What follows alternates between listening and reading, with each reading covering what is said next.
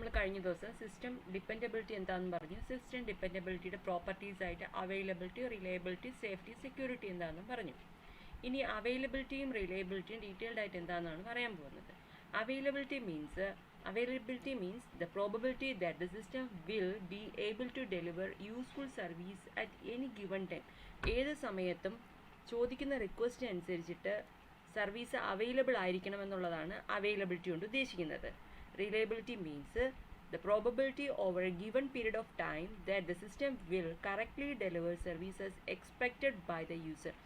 User expect ചെയ്യുന്ന റിസൾട്ടോട് കൂടി service correct ടൈമിൽ പ്രൊവൈഡ് ചെയ്യുക എന്നുള്ളതാണ് റിലയബിലിറ്റി കൊണ്ട് ഉദ്ദേശിക്കുന്നത്. Safety means safety means the judgement of how likely that the system will cause damage to people or the എൻവയോൺമെൻറ്റിനും അതുപോലെ അവിടെയുള്ള മനുഷ്യർക്കും എന്തുമാത്രം രീതിയിലാണ് സിസ്റ്റം സേഫ്റ്റി മെഷർമെൻറ്റ്സ് എടുക്കുന്നത് എന്നുള്ളതാണ് സേഫ്റ്റി കൊണ്ട് ഉദ്ദേശിക്കുന്നത്.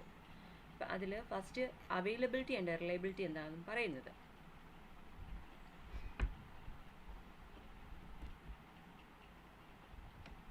നമ്മുടെ സിസ്റ്റം റിലയബിലിറ്റി എന്താണെന്ന് പറഞ്ഞു. Reliability means the probability over A given period of time the system will correctly deliver service as expected by the user. യൂസറെ എക്സ്പെക്റ്റ് ചെയ്യുന്ന സർവീസ് അത് അവർ ചോദിക്കുന്ന സമയത്ത് കിട്ടുക എന്നുള്ളതാണ് റിലയബിലിറ്റി അവൈലബിലിറ്റി കൊണ്ട് ഉദ്ദേശിക്കുന്നത്.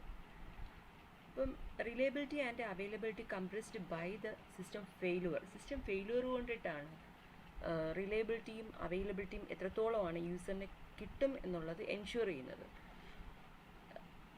ഇനി ഫെയിലുവർ ഉണ്ടാവുന്ന സിറ്റുവേഷൻസ് എന്ന് പറയുന്നത് a failure to provide a service provide ചെയ്യാൻ വേണ്ടിയിട്ടുള്ള ഫെയിലുവർ ആവാം. Failure to deliver a services specified or insecure deliver of a service. ഒരു സെക്യൂരിറ്റി ഇല്ലാത്ത ഒരു സിറ്റുവേഷനിൽ സർവീസ് പ്രൊവൈഡ് ചെയ്യുന്നതാവാം, അല്ലെന്നുണ്ടെങ്കിൽ ഫെയിലുവർ ആയിട്ടുള്ള സിറ്റുവേഷനിൽ സർവീസ് പ്രൊവൈഡ് ചെയ്യുന്നതാവാം. അപ്പം ഇതിന് പറയുന്ന റിലയബിലിറ്റി ടെർമിനോളജീസ് എന്ന് പറയുന്നത് 4 എണ്ണമാണ്. ഒന്നെന്ന് പറയുന്നത് സിസ്റ്റം ഫെയിലുവർ, രണ്ടെന്ന് പറയുന്നത് system error, system fault, human error or mistake.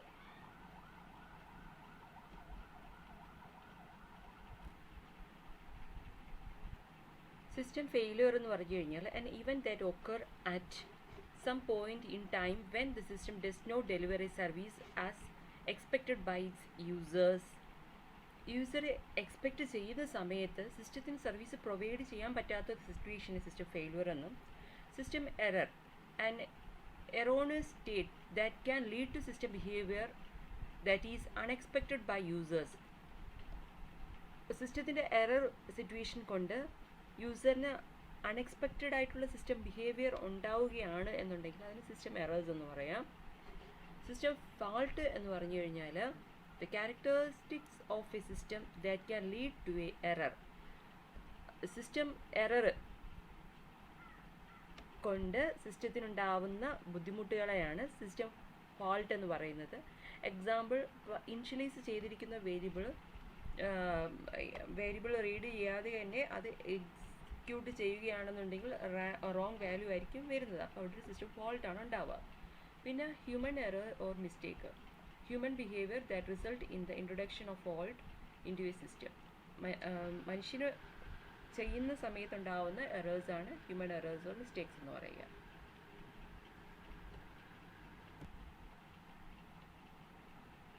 Reliability achieve ചെയ്യാൻ വേണ്ടിയിട്ടുള്ള ടെക്നിക്സാണ് fault avoidance, fault detection and removal. അതിൽ fault avoidance means developed techniques are used that either minimize the probability of mistakes or trap makes before they result in introduction of faults. ഫോൾട്ടുകൾ ഉണ്ടാവുന്നതിന് മുമ്പേ തന്നെ അത് avoid ചെയ്യാനുള്ള techniques കൂടുതലായിട്ട് use ചെയ്യുക എന്നുള്ളതാണ് fault അവോയ്ഡൻസിൽ പറയുക. ഇപ്പോൾ ഇതിൽ എക്സാമ്പിളായിട്ട് പറഞ്ഞേക്കുന്നത് പോയിൻറ്റേഴ്സ് യൂസ് ചെയ്തിട്ടുള്ള പ്രോഗ്രാമിംഗ് ലാംഗ്വേജസ് കൊണ്ടുവരികയാണെന്നുണ്ടെങ്കിൽ എറേഴ്സ് കൂടാൻ സാധ്യതയുണ്ട്. അതുകൊണ്ട് തന്നെ ഇങ്ങനൊരു കാര്യത്തിൽ ഈ പ്രോഗ്രാമിംഗ് ലാംഗ്വേജ് അവോയ്ഡ് ചെയ്യുക എന്നുള്ളതാണ് ഫോൾട്ട് അവോയ്ഡൻസ് കൊണ്ട് ഉദ്ദേശിക്കുന്നത്. Fault detection and removal. The use of verification and validation (V&V) techniques means verification and validation techniques that increase the chance that fault will be detected and removal before the system is used.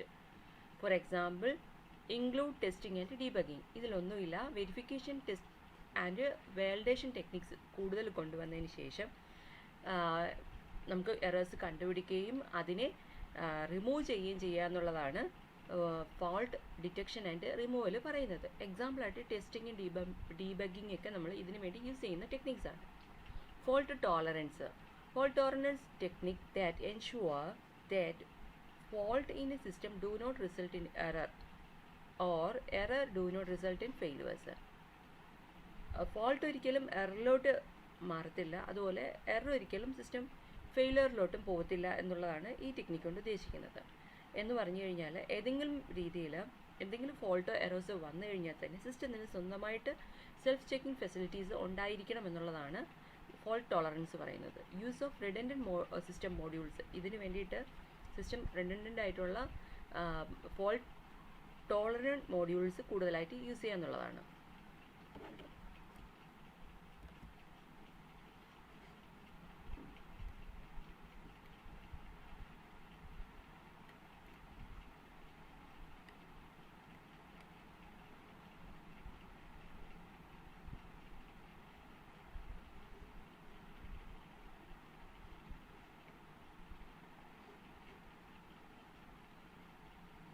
ഒന്നുകൂടെ പറയാം, എന്താണ് system availability and reliability എന്നുള്ളത്.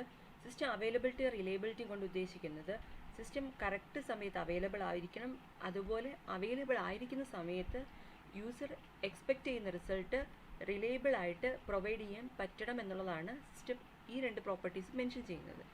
അതിൽ റിലയബിലിറ്റിയും അവൈലബിലിറ്റിയും ഇൻ്റർ connected ആണ്. എന്തെങ്കിലും system failure ആയിക്കഴിഞ്ഞാൽ തന്നെ ഒരിക്കലും സിസ്റ്റം സർവീസ് പ്രൊവൈഡ് ചെയ്യാൻ പറ്റാതെയും കറക്റ്റ് സർവീസ് പ്രൊവൈഡ് ചെയ്യാൻ പറ്റാതെയും വരും. ഈ രണ്ട് സിറ്റുവേഷനിലും സിസ്റ്റം ഫെയിലിയർ ആണ് ഇമ്പോർട്ടൻ്റ് ആയിട്ട് വരുന്ന ഒരു പോയിന്റ് എന്ന് പറയുന്നത്.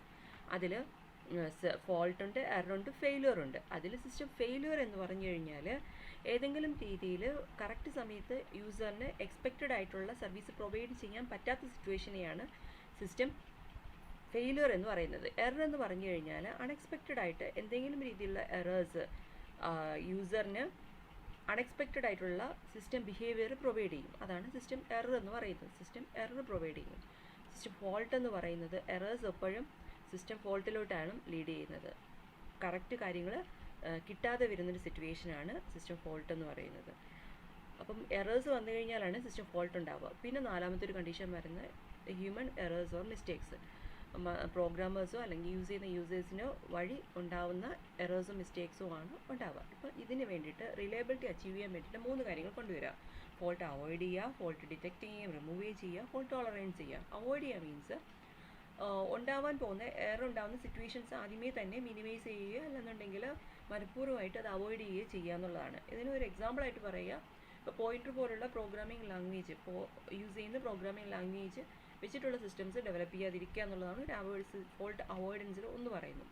പിന്നെ fault detection and removal means നമ്മൾ സിസ്റ്റം യൂസ് ചെയ്യാൻ വേണ്ടി കൊടുക്കുന്നതിന് മുമ്പേ തന്നെ അതിൻ്റെ എല്ലാ രീതിയിലുള്ള ഇൻപുട്ടും ഔട്ട്പുട്ടും ഒക്കെ ചെക്ക് ചെയ്തിട്ടാണ് കൊടുക്കുക. അതിന് വേണ്ടിയിട്ട് ടെസ്റ്റിംഗ് ആൻഡ് ഡീബഗിങ് ആണ് കൂടുതൽ യൂസ് ചെയ്യുക. അതിന് വെരിഫിക്കേഷൻ വാലിഡേഷൻ ടെക്നിക്സ് ആണ് പ്രൊവൈഡ് ചെയ്യുന്നത്.